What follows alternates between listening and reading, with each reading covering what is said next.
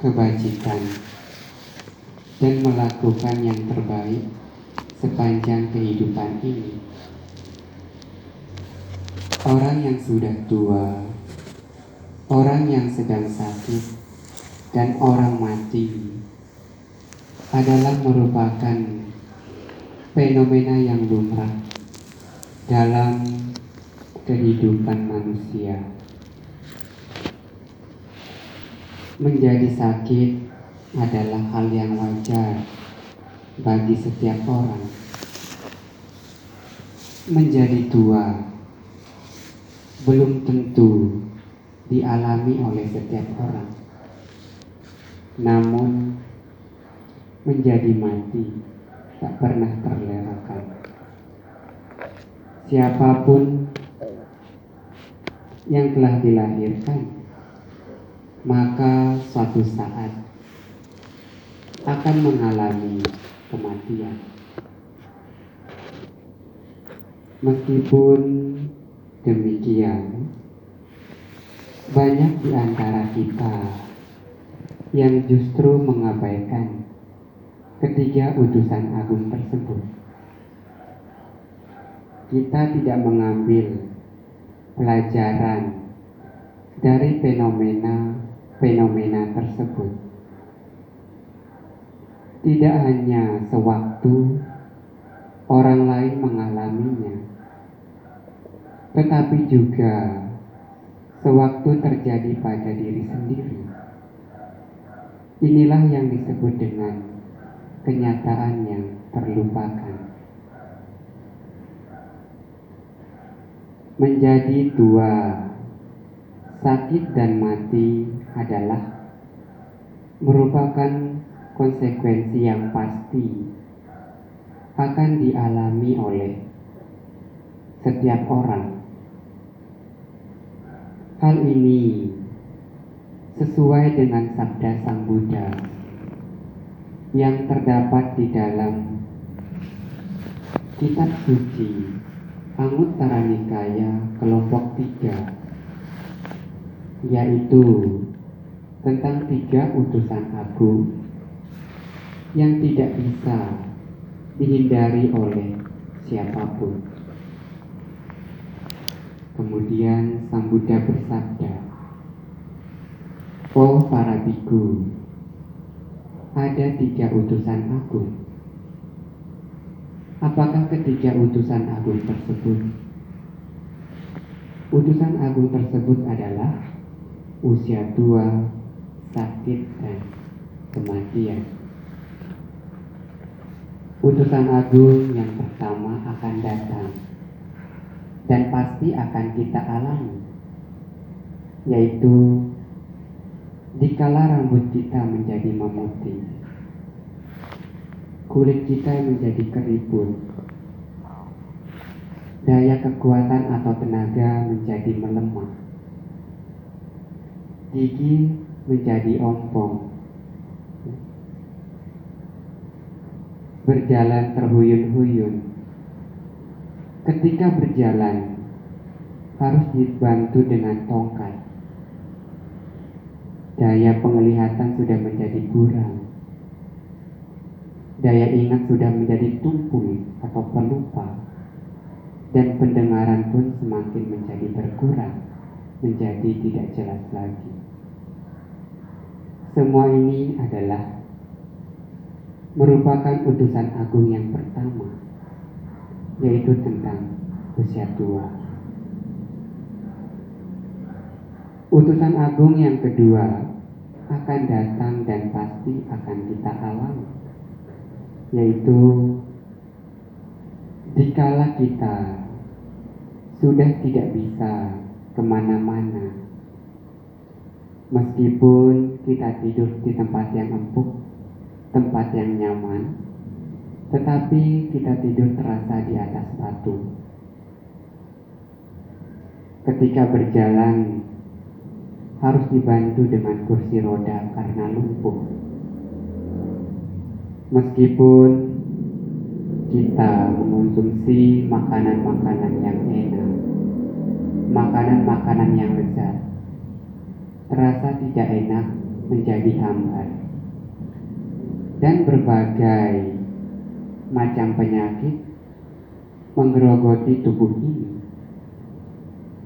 seperti kanker, jantung, darah tinggi, sakit kepala, demam, batuk, pilek, dan lain sebagainya. Semua ini adalah merupakan putusan agung yang kedua, yaitu penyakit. Putusan agung yang ketiga akan datang dan pasti akan kita alami dikala tubuh jasmani kita ini sudah tidak bergerak lagi. Tubuh ini sudah tidak bernapas lagi. Tubuh ini menjadi kaku, dingin, kemudian dibungkus dengan kain kapan atau mori, lalu diletakkan di dalam peti, dikubur di dalam tanah atau dibakar dengan api kremasi, membengkak, membiru, membusuk, dan akhirnya hancur.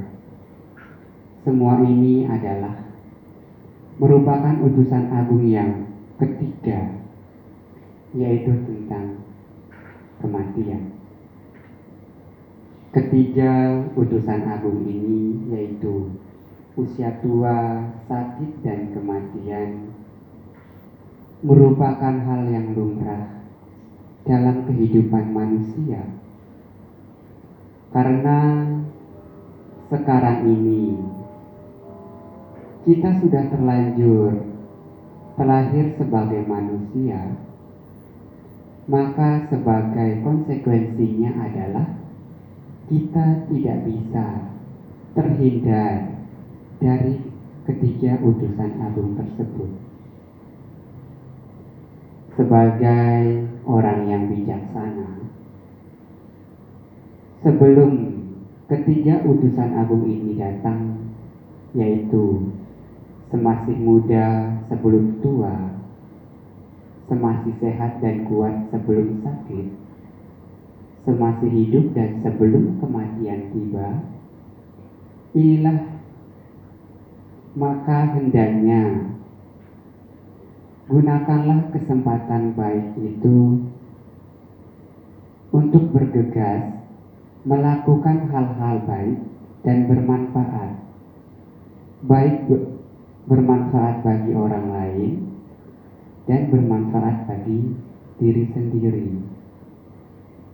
Karena di saat kita masih muda, masih sehat, masih kuat, tidak ada kelaparan, mendapatkan makanan dengan mudah, hidup dengan penghasilan, masih hidup dan berusia panjang, inilah kesempatan atau saat yang sangat tepat untuk melakukan kebajikan, yaitu melakukan kebajikan melalui pikiran, ucapan, dan tindakan badan jasmani di dalam kehidupan sehari-hari.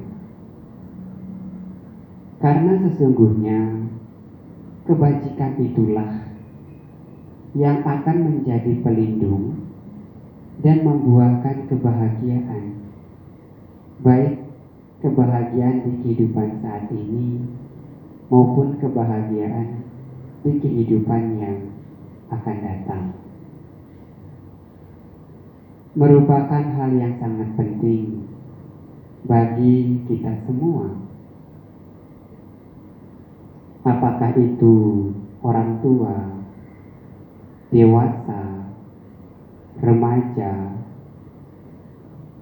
baik anak-anak sekalipun, untuk sering melakukan perenungan terhadap usia tua, sakit, dan mati. Dengan kita melakukan perenungan tentang hal ini akan memberikan manfaat. Di antaranya manfaat melakukan perenungan terhadap usia tua yaitu mampu menghilangkan kesombongan terhadap kemudaan, dan kita dapat menerima kenyataan di saat usia tua sudah mulai muncul kepada diri kita. Dalam hal ini juga, apabila seseorang senantiasa merenungkan bahwa usia tua tak terhindarkan akan membuat kita selalu sadar dan merasa adanya keadaan yang mendesak untuk melakukan hal-hal yang baik dan bermanfaat selagi kita masih bisa dan tidak menyanyiakan waktu atau kesempatan di dalam kehidupan ini. Selain itu juga, apabila seseorang senantiasa merenungkan bahwa dirinya juga akan mengalami ketuaan atau akan berubah, seseorang demikian tersebut akan termotivasi atau akan tergugah untuk melakukan sebanyak mungkin kebajikan semasa masih muda. Ketika suatu saat ketuaan menghampiri orang tersebut, yang dimana tadinya rambutnya masih putih, rambutnya masih hitam, akan mengalami perubahan satu persatu menjadi putih. Yang tadinya kulitnya masih kencang, sedikit demi sedikit akan mengkeriput.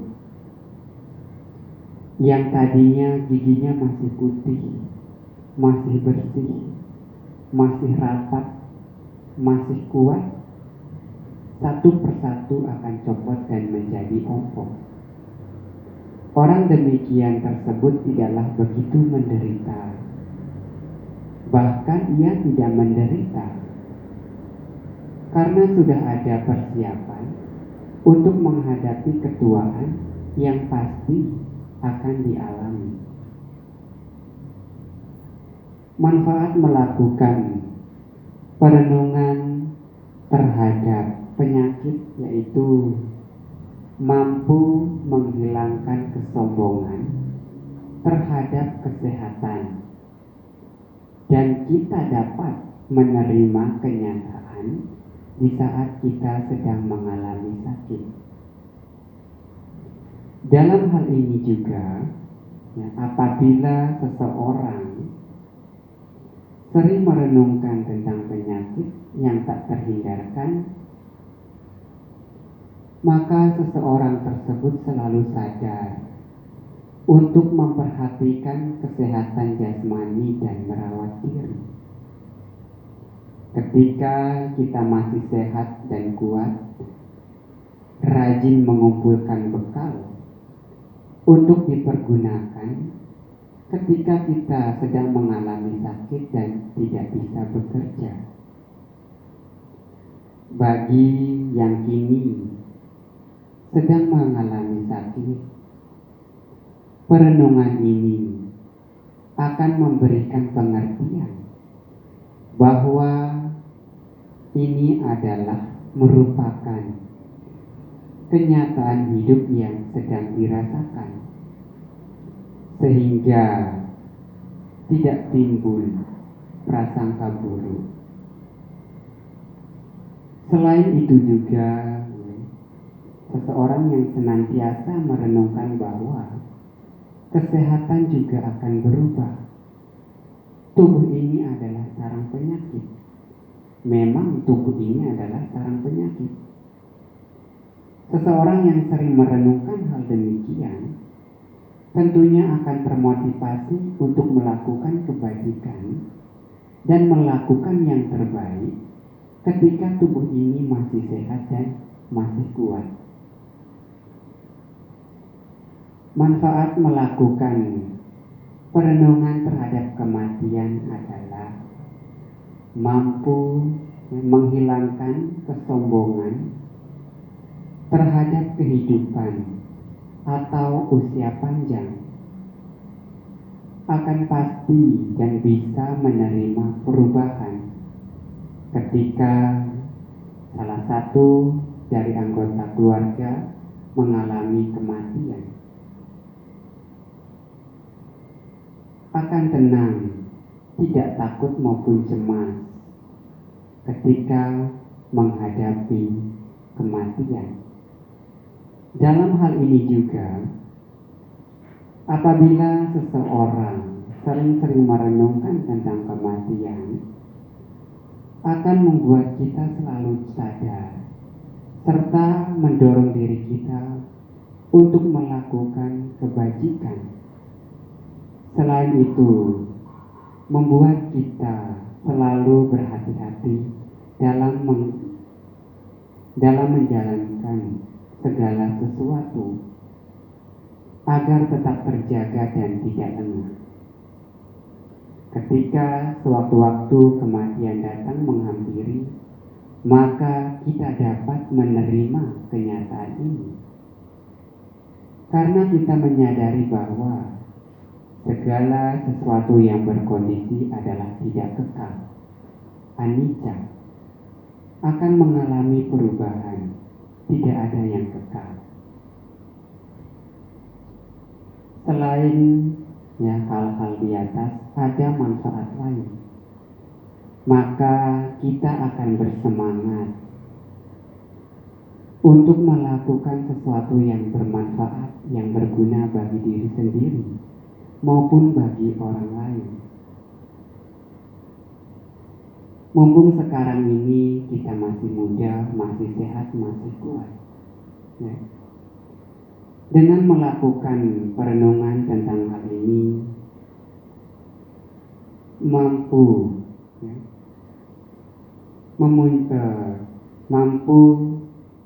mengurangi kemelekatan diri kita terhadap tubuh jasmani ini, karena kita menyadari ternyata tubuh jasmani ini suatu saat akan mengalami kehancuran atau akan mengalami kelapukan. Sama halnya seperti Pangeran Siddhartha. Setelah melihat 4 peristiwa, yaitu orang tua, orang sakit, orang mati, dan petaka suci, sang Pangeran Siddhartha merenung bagaimana caranya mengatasi ketiga hal tersebut.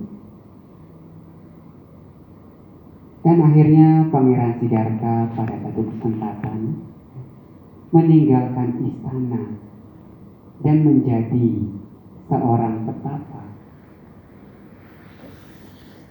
6 tahun Pangeran Siddhartha menyiksa diri yang ekstrim dan melakukan latihan-latihan pengembangan batin, sehingga Pangeran Siddhartha mencapai penerangan sempurna dan menjadi seorang Buddha. Bapak, Ibu, saudara-saudari jamaah yang berbahagia, jadi dapat saya simpulkan, setelah kita menyadari adanya ketiga putusan agung ini, yang pasti akan datang kepada siapapun yang telah dilahirkan ke dunia ini, maka kita akan bersemangat untuk melakukan kebajikan. Mumpung kita masih muda, masih sehat, dan masih kuat,